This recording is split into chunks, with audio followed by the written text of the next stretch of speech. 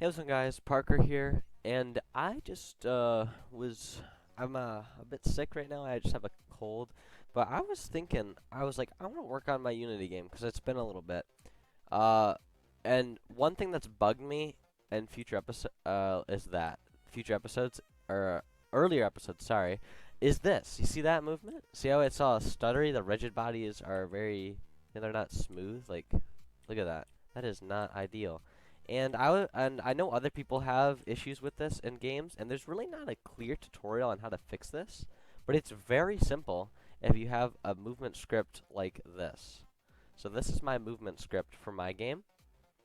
Very simple. And yeah, you guys can copy this if you want. You just have to apply that to our character with the rigid. You have to get your script applied and then apply rigid body 2D with all of these, and you have your box collider 2D as well.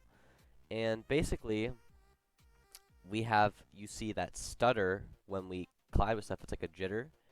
So what you want to do is change this to a public void, and we want to have it as a fixed update, so it looks at basically our physics engine better, and it looks at each frame time. So yeah, it literally just change that to public void and fixed update. So now if we save this and apply this to our scene,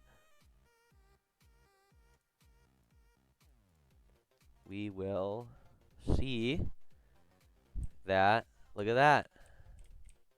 Boom. And I'm holding D on my keyboard, so that's our collision. And you can see it works really well. See? Look at that. So it's all smooth. Literally very simple change, and you can see how it makes the game feel so much better. So yeah, please watch my devlog series on this channel about this game. It's a scratch game I made that I'm porting to Unity because it's a really fun game. And I haven't played it in a while, so I'm not that good. But yeah, thank you guys so much for watching, and I hope this helped you with whatever game you're making. So yeah, see you guys in the future. Bye.